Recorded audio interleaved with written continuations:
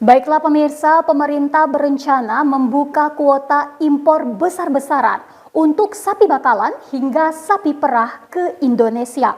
Pelonggaran aturan impor sapi ini diklaim untuk pemenuhan kebutuhan dalam negeri serta mempercepat swasembada pangan. Menteri Koordinator Bidang Pangan Zulkifli Hasan mempersilahkan pengusaha dalam negeri untuk impor sapi bakalan hingga sapi perah ke Indonesia. Hal ini dikatakan Zulhas usai rapat koordinasi neraca komoditas di Jakarta. Zulhas menyebut kelonggaran impor sapi hidup hingga sapi perah dilakukan untuk memenuhi kebutuhan dalam negeri.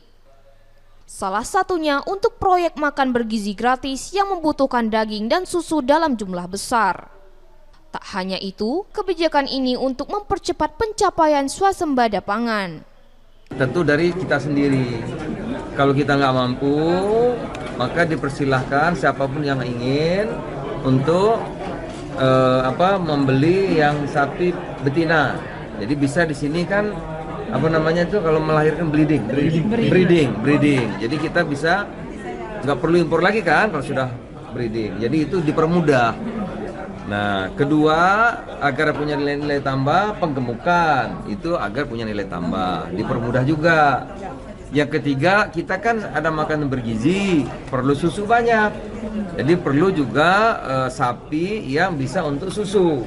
Itu juga silahkan kalau ada pengusaha yang mau mengembangkan sapi susu, untuk susu, sapi perah, itu juga dipermudah. Sementara Kepala Badan Pangan Nasional, Arief Prasetyo Adi menyebut impor sapi pedaging dilakukan untuk menghidupkan kembali ekonomi di pedesaan. Keputusan pemerintah mengizinkan impor sapi hidup agar sapi dan peternakan sapi di tanah air berkembang. Nantinya impor daging akan dibatasi dan dikurangi secara bertahap hanya sesuai kebutuhan. Sapi hidup itu ada penambahan. Dari berapa jadi berapa? Karena kita pengennya kan bukan daging yang banyak, tetapi sapi hidup supaya bisa ekonominya di pedesaan itu hidup. Jadi ada penggemukan di situ. Ada tadi 300 ya. 150.000 kali 2, 300 ribuan ya. Penambahannya Pak itu 300 ribu. Pokoknya dibuka aja 300 ribu. Sampai kapan? Sampai akhir tahun. Itu dari mana aja Pak? Bebas? Bebas. Saat ini kebutuhan daging sapi dan kerbau Indonesia diprediksi capai 739.000 ton, sementara produksi daging sapi dan kerbau hanya sekitar 445.000 ton. Indonesia mengalami defisit daging sapi dan kerbau lebih dari 294.000 ton.